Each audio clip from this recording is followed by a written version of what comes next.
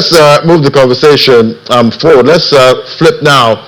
Let's see what's happening with the consumer goods sector. It's beginning to show signs of recovery after 2 years of intense foreign exchange volatility, rising costs and weakened consumer purchasing power. First quarter earnings from major FMCG players, including Nestle Nigeria, Guinness Nigeria, Cadbury, are now giving investors fresh insight into the true state of the economy and the Nigerian consumer. Joining me now to unpack this, we have Boluwatife Ishola. She's a consumer sector analyst at Chapel Hill Denham. It's great to have you on the show. Good morning. Good morning. Yeah, so we're kicking off there with Cadbury Nigeria, the Q1 earnings for 2026, and looking at those numbers there, what is that telling us, about the company? So I think first of all, the Cadbury's numbers a bit unimpressive. So they grew revenue by 7% year on year, which is slow, but relative to other players in the sector, is quite similar across board. We see how that most consumer companies are recording low single digit or low teens in terms of revenue growth. So that for Cadbury, revenue growth is similar with other players in the sector. But then when we look at cost of sales and we look at operating expenses, we'll see that there was pressure right there.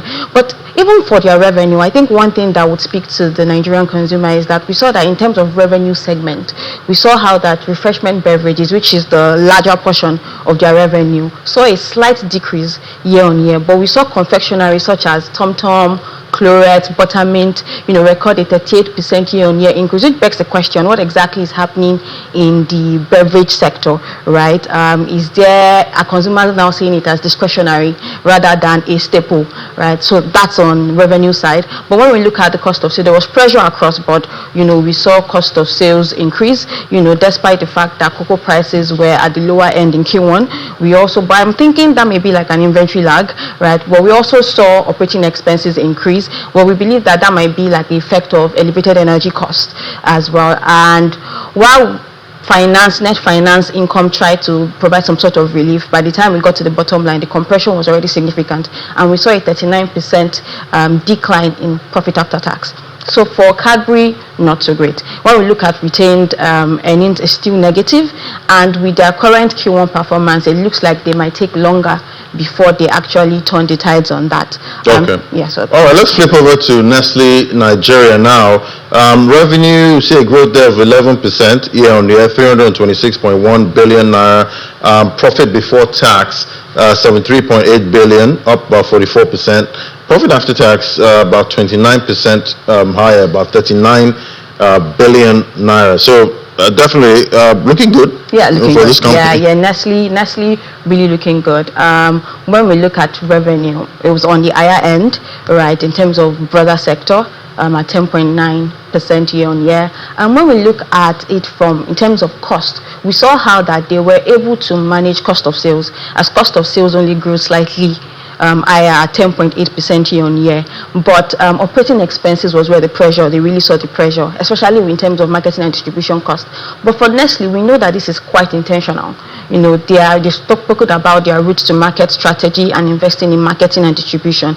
And this is them trying to, prepare for a demand recovery. So their operating expense being as high as it is actually an intentional decision on their part. They are hoping to see that investment will actually show up in their top line in the future, in coming quarters. When we look at in terms of finance income and finance costs, we saw that that really helped their bottom line. We saw that finance costs declined significantly, as we saw that they paid down debt in terms of their current debt, and we also saw that finance income was actually also significant. So the combination of an improvement in finance income and a decline in finance cost actually helped the profit after tax to increase by 39% year on year. We know that retained earnings is still negative, right? But if they are able to keep up with this pace of performance, by the end of the year they would have returned to positive retained earnings, and then the conversations around dividend resumption can now be real conversation in the market. Right. And for Guinness Nigeria Q1 earnings for 2026, we see revenue 122.77 billion, up about 3%.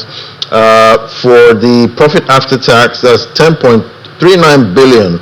Now then we see interim dividends 2 naira. Yes. per share. Talk to me about this one. So Guinness, I think this is like the first time people would be, like the market would be seeing Guinness result under Toleram in terms of a normalized basis, because previously they were reporting the 18th month, and so most people would not do the math to see what the numbers are like. But this is the first time you are seeing Q1 25 versus Q1 26, and like I said, low single digits, we're seeing low teens number. But what we notice is that particularly for the brewers, Guinness sits right in the middle of international breweries as well as Nigerian breweries, is slightly ahead of international breweries, which grew revenue by 3%, but behind Nigerian breweries, which grew revenue by 8%. So we know that in that line, Guinness wasn't like the laggard in terms of revenue growth.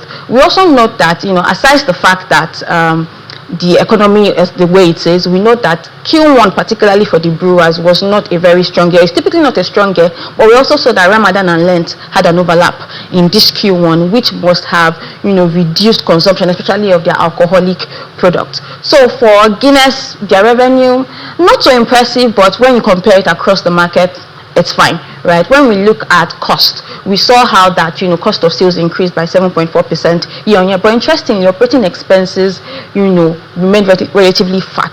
And the management held an investor call, and they shared how that this is because we have not seen the effect of the elevated energy prices yet because of an inventory lag, and then we'll start to see that number trickle in May and in June. So in terms of operating expenses being flat, we see how that is just an inventory lag there.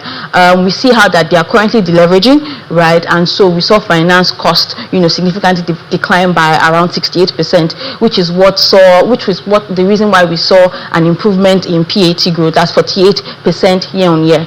Now Guinness has returned to positive retained earnings, and they surprised the market with an announcement of a 2 naira dividend per share. Now I say surprise the market because typically the thinking will be that when you return to positive retained earnings, you want to sort of build a buffer before you start to pay out dividend. But Guinness, taking this part shows that there is confidence in the state of their balance sheet and their ability to remain profitable over time. So that's what we think. Right. So definitely we've had FX stability, Yes. coming from 2025 Yes. into 2026 and most parts of 2024. Yes. How much of this is helping these consumer goods companies actually deliver good returns here? I'd say that especially when you look at their net finance cost. For example, for Nestle, when we look at the increase in their finance income, almost 90% of that increase in finance income is as a result of exchange gain, right? And that is what helped their profitability. So I would say that it's actually helping them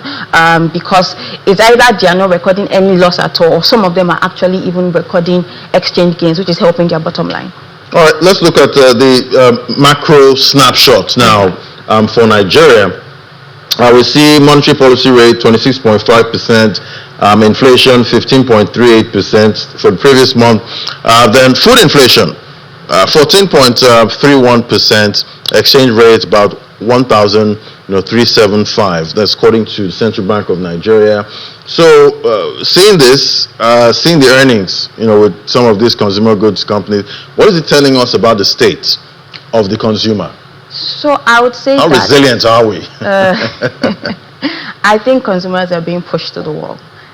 Because when we look at 15.38%, especially with the elevated energy situation, you think, it's not that bad because we're still at the 15 levels. But I think the conversation we should be having is the one about the month-on-month inflation, where we saw it print at 4.18%, which is the highest we've seen since we started this inflationary trend. 4.18% month-on-month. That's significant. It means that it doesn't just mean that prices are elevated. It also means that it has increased at a faster pace. Now, in-house, we have a forecast for the month of April. We believe that inflation will print around 16.52%, year on year for headline inflation. 16.52%. Yes, year on year for headline inflation. Month on month, we are thinking around, or we forecast 2.87%. And the driver for this is the fact that some companies, right, did not pass on costs in March when the prices went high, energy prices went high, because the thought was, when will this war end and when will this normalize? But seeing as elevated energy prices has been sustained, now now they will be forced to pass on this cost to consumers, and it means that what are we going to see? We're going to see an uptick in prices. We're going to see consumer spending shrinking as well. And what the consumer good company, their result tells us is that, first of all, we know that on the average Nigerian, the bulk of their spending is around food and around transport. If transport is squeezing more, right, it's taking a bigger share, or it's trying to expand its share of the consumer's budget, it means that they are going to be able to spend less on food. What we're now seeing is that normal items that were seen as staple items before are now being seen as discretionary, right? Because now I'm going to have to, spend on, instead of buying packaged goods, I may start going for the loose goods, the one that they buy in bulk and they put inside separate nylon. Because the thing about transport costs is that many times it's not negotiable. I have to go to work because work is where I'm going to get the money to spend on food. So it's not negotiable. So it's really, really squeezing their wallet, and people are likely to spend a little bit less on food, and that's impacting the revenue growth we're seeing in those numbers. So the consumer is pushed to the wall. Yes.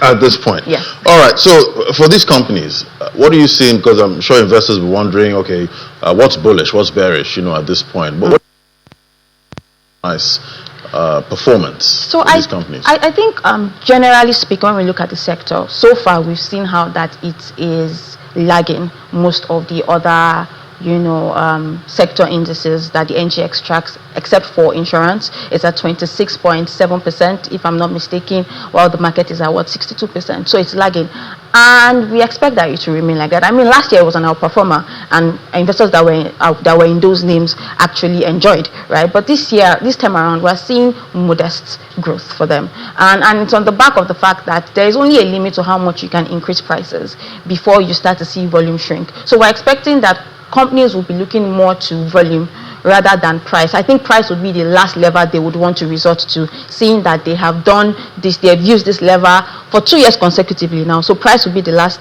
lever to use. Volume would be what is speaking. And we know that it's easier to implement price or to see the gains in price increases than it is to drive volumes, because driving volumes require you to spend more on distribution as well as on marketing. So I think modest growth for the consumer goods company, and as a sector as a whole, I think they would, lag the broader market. Right, and technically seeing that inflation is tending upward, again, and there's also that chance that the central bankers might have to start tightening. We've seen some other central bankers already raising rates at this point. So what would you say interest rate hikes for the rest of the year?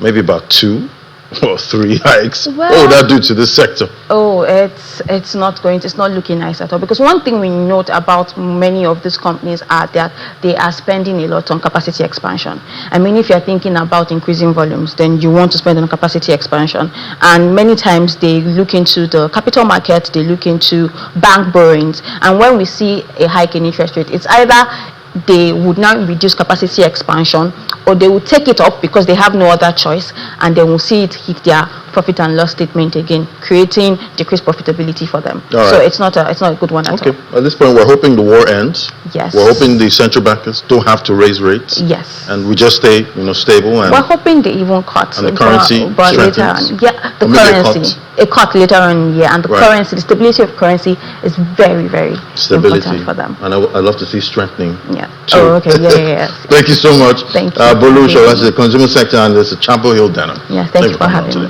Thank you. All right.